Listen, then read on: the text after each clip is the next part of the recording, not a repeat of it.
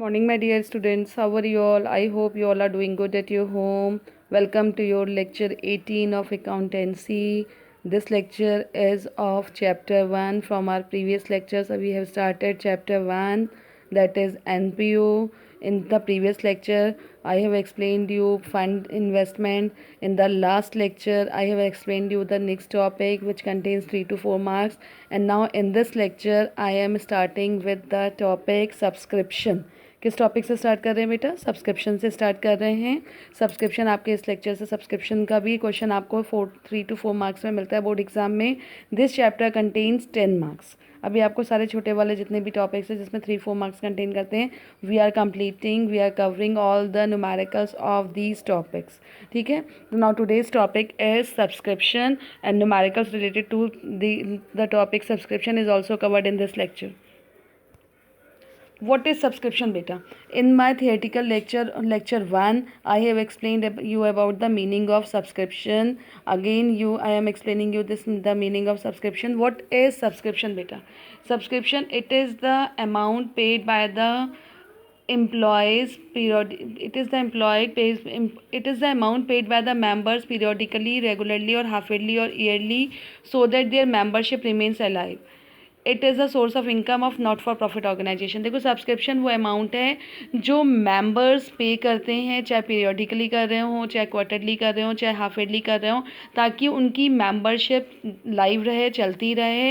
It is a source of income of not for profit organisation. कोई भी charitable organisation आपने join कर रखा है, कोई क्लब, कोई लिटरली सोसाइटी आपने ज्वाइन कर रखा है, तो उसके लिए जो आप मेंबरशिप फ़ीस देते हैं, चाहे आप उसको पीरियडिकली पे कर रहे हो, क्वार्टरली पे कर रहे हो, या एनुअली पे कर रहे हो, ईयरली पे कर रहे हो, हाफ पे कर रहे हो, जिससे आपकी मेंबरशिप कंटिन्यू चले उस बिजनेस उसमें, उस चैरिटेबल ऑर्गेनाइजेशन में, या उस लिटरली क्लब में, या आपके जो है रिक्रिएशन सोसाइटी में. तो that membership fees is known as subscription and it is the source of income of not for profit organisation.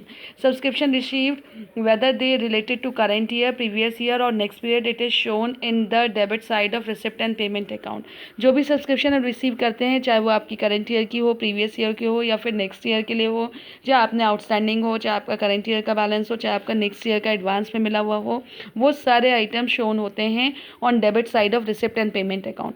Receipt and payment account का फॉर्मेट आपने देखा होगा. रिसिप्ट एंड पेमेंट अकाउंट में debit side income and credit side expenses आते हैं, तो वो receipt and payment account के डेबिट साइड में शोन होते हैं. Subscription in relating to the current year whether received और not are shown on the credit side of income and expenditure account.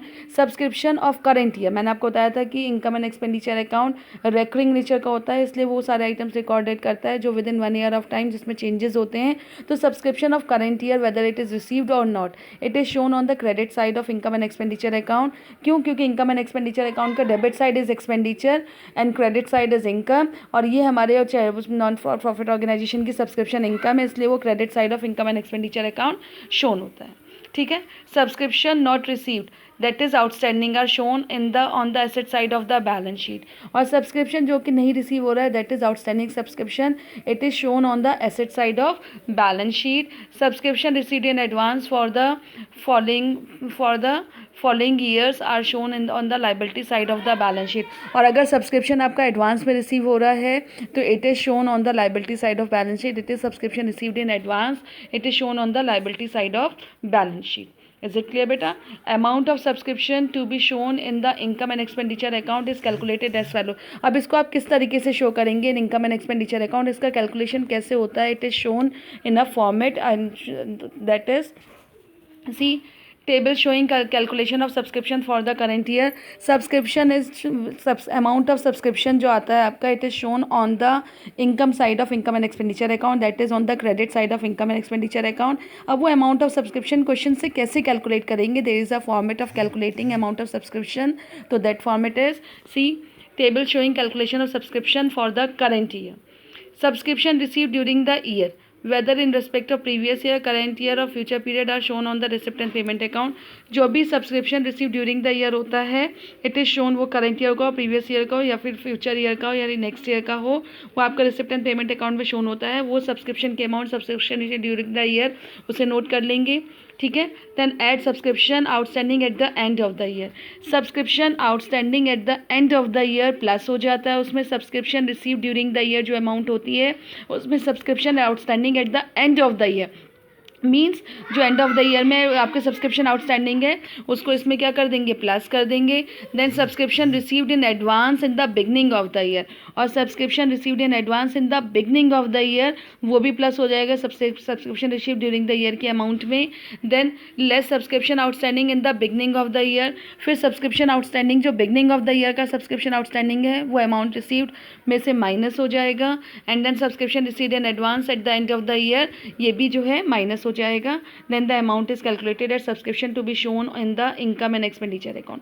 दोबारा समझ लो बेटा, सिंपल ट्रीटमेंट है, subscription receive during the year उसको आप नोट करेंगे, उसमें outstanding subscription at the end of the year plus कर देंगे, advance subscription at the beginning of the year plus हो जाएगा, same outstanding subscription at the beginning of the year minus होगा, advance subscription at the end of the year minus हो जाएगा। दोबारा समझ लीजिए, subscription receive during the year जो amount आएगी उसमें सबसे पहले आउटस्टैंडिंग सब्सक्रिप्शन का ट्रीटमेंट है, outstanding at the beginning of the year minus outstanding at the end of the year plus, ठीक है। बिगनिंग ऑफ द ईयर उसमें से माइनस हो जाएगा, एंड ऑफ द ईयर उसमें प्लस हो जाएगा। और इसका जस्ट अपोजिट एडवांस में होगा, subscription received in advance in the beginning of the year plus subscription received in advance at the end of the year minus. Is it clear बेटा?